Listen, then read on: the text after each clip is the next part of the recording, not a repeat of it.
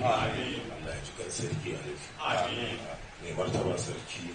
wannan wakilai ne na haɗaɗɗiyar ƙungiyar yan gwangwan ta ƙasa reshen jihar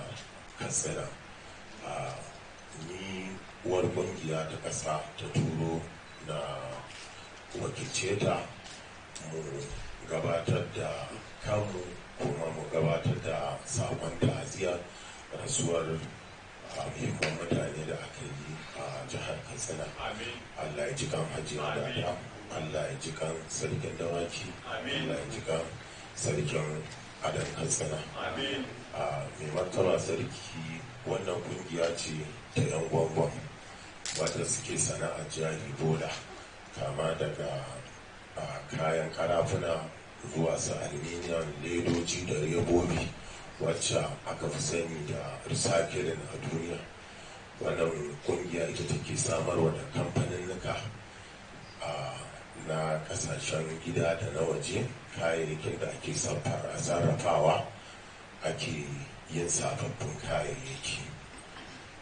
Wannan kungiya tana da membobi sama da mutum miliyan 5 a Najeriya. A jihar Katsina akalla muna da sama da mutum 200,000 da suke cin abinci a ƙarƙashin wannan kungiya. Aikace-aikacen wannan kungiya ya hada da kwashe shara, wato tsuntsunce ledoji da kwalaye da robobi, muna da tsaftace muhalli, sannan kuma muna samar da aikin yi daga dubin dubatan matasa. Sannan kasancewa wannan kungiya ta take samarwa da waɗannan kamfanin nuka abinda ake sarrafawa har ake yin finished product. A zama kungiyar nan tana taimakawa wajen bunƙasa tattalin arzikin wannan ƙasa. Mai martaba sarki, duk da wannan gudunmawar da muke bayarwa, kamar kowace al'umma ko kuma ce kamar kowace sana'a ba a rasa ɓata gari. Akwai wasu ɓata gari da suke shigowa daga wannan kungiya, sukan ɗanyi ɗauke-ɗauke wanda kuma mutanen gari sukan yi wani kudin goro, suke ganin kamar mu ne ma ba da kara, wanda kusan kashi 91 nake ganin da 5% na waɗannan mutanen kungiyar na yawan nasirina na shugaban wannan kungiya. Idan aka ce na nuna wani mai laifi a cikin mai martaba sarki ba zan iya nunawa ba. Akwai wasu barayi da suka alhaɗi a ƙarƙashin wannan sana'ar da muke yi, kasantuwar kayan da an ɗauko shi akan siye shi suke ɗauko kayan mutane suke siyarwa. Saboda haka sai muka fito da tsare-tsare. Tsarin na farko shi ne rijistar yan kungiya, waɗanda ba za mu maka rijista ba za mu a maka rijista ba sai ka kai shekara 18, saboda mun ga ƙananan yara sun shigo cikin harkokin. Saboda haka muke so mu tsaftace ƙananan yaran da suke tsince-tsince, wanda ya kamata a ce suna makaranta, mu hana su wannan tsince-tsincen. Sannan abu na biyu, sai al'umma ta amince da yi wannan sana'a a inda kake. Saboda haka a wannan gaban muke neman alfarmar masarauta. A cikin fom ɗinmu akwai inda muka saka mutum ma ba za mu amince mashi wannan sana'a ba sai da sahaliyar masarauta, wato mai unguwa na unguwar da yake wannan sana'a. Sannan daga cikin kokarinmu na tsaftace wannan sana'a, mai martaba sarki, muna aiki kafada da kafada da jami'an tsaro, jami'an 'yan sanda, jami'an civil defense da jami'an DSS. Duk lokacin da aka ce mutum mai laifi ne, idan muka kama shi wadan miƙa su wajen su domin su hukunta shi. Sannan da ƙarshe, mai martaba sarki, muna roƙon mai martaba sarki da ya zama uba da wannan kungiya, saboda idan ka ba mu shawarwari inda muka yi kuskure yara mana. Allah ya taimake mu. Allah ya kara mai martaba sarki. Shugaban wannan kungiya da mambobinsa, kan jarida don tsaro, sauran jama'a, assalamu alaikum. Farko ya zama tilas mai godiya ga Allah subhanahu wa ta'ala da ba tunani da ba ku dama da kawo wannan ziyara farko a sanar da ne abin da ake ciki a da shawarwari kuma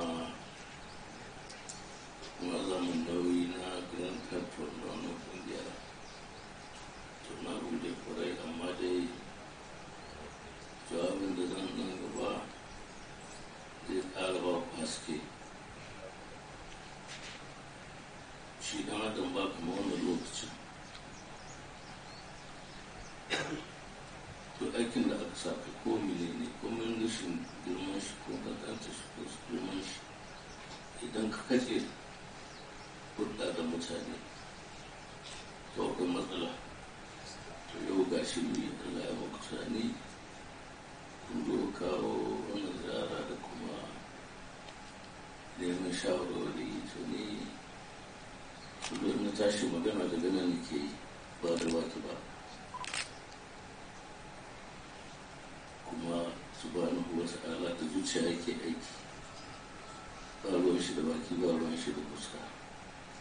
baki ya karya fuska ta yi wadara amma abin da ke cikin zuciya ba shi kenan ya yi kama sanin abin da kake tare da shi ruwayenka da iliminka da kudinka don mulkinka Allah ya yi ka sanin abin da ke cikin zuciya to yan gwangwani na cewa yan gwangwani da muka sa su tuntuni to sai muka sun bace wace kwadu suka yi zamani ya zo sai a zuwa evangelizing kayan gwamnati slap wannan da ke na hanya fashe shi a zari a rahuna to sai ga shi an samu wata kungiya abu biyu za ku ko uku na farko wannan sace-sacen da kayan gwamnati ko na kayan dan adam kawai sun yi gida ba kowa ko da kowa ya sauri mutane balle rayar ɗin dai ƙarfi ne ga da an bi da tsuru na kan hanya wannan sola da na adana su cire su yaushe gwamnati za su ji daɗi yaushe ɗan adam zai ji daɗi wannan hito an yi damu ba don kuma ba don mutane amma sai gashi ana bandula suna sata a je Ahmad Kerbo a tone shi a hidda a dace amma ba komai ba kuna tafiya ku rika waiwaye ana cewa waiwaye a ran tafiya wai ba ku gawa ke tare da ku wani zai zo kawai don ya ba sa muku tafiya ba rawar ne zai ɗebo kayan sata ya kawo ku amfani da su kuna nan su ya ƙari su kora ya kama ana kama ga muku tara an miliyan $1,500 ina kuka ga wannan kuɗi sai kun tsakun taci ta yau yan bijilanci da suna hanyar ni na kawo suna kasa hanyar suna akwai ɗan dokar ɗan sanda da yanzu ya ce mani ai wannan ba daidai ba ne za a ba mu kishawa yanzu ce aiki kuke lokaci ana wasa kantuna kawai ka kare kantin ka lafiya da sa ya ka zo ka iska na kowa da ba komai cikin mara na ya kwana ce a zo a tara mutane samari da ce ga abu da nake ne za a yan vigilanti su za su rika zuwa suna zaga dare da rana a gami ake ci wannan sassan sun wani yawa ne da kawai vigilanti nan kasar ma shi sa aka bangaren pension na kasa baki da shan baya ndle nan aka zo aka yi nayatin a grand pension don ne da kawo su ba ta yadda ban sani ba matsalar da ban sani ba na iya aka yi na kuma ga suna haƙƙin da yan vigilanti na ndle ya tana da abin da ya motsa sai sun suna ko kuma inda kun zo akwai abubuwa zamani yanzu ya kai wani iri ya kai wani lagu kada shi yunwa ta yawa, rashin tsaro ya yawa, ba kullum ba su inda za mu san kan kuma duk jihar da ta zo wani ɗaci da ya zo wannan kake faɗin kan ga makarabai na suna albarkaci da suka yi duk rigima da ta da ta hawa dukansu nan suke zuwa su aza shi yau ga kudu kuma zama wani kuri amma ba kuri ba ba ya sai kuma ta cikin wani haka kawai zai zo ce a ce mun ai mun tabbara da shi ko haka na ban san shi a tambaye dalilin cewa haka nan na shi na aljanna suka yi ka so ɗan wanka to wala in ba ku haka ba wannan ce sai kuna nan za ta warke sai a rika ma kama a ce ku ɓarayi tun a yanzu abin da ake cewa ke kayan nauyi da ka zo gidan ka yi bakala a zuwa an kwashe ko kayan kaure ko tada an balle ta an ji a kai mu kaya wannan abubuwa sai kun sa sai kun ne za ku kun dai hana wannan kun dai ta kuma ga sana'a kuna yi da mutane ba aiki kana da certificate amma ba aiki da ta yawon nan kaje nan ba aiki bai next ne za ka yi ta kaga wani zama leka zai wannan dai da suka ce ne ko sai kun gyara sai kun san waye ke cikin tafiya kuma haka ba wahala za ku shiga cikin sarka ta 'yan sanda soja da sauran jama'a tsaro amma an ku tsare za ku zama abokansu kuma yadda ɗan bijilanti da suna tun ina magajin kawo su haƙƙin su suna yin suna yi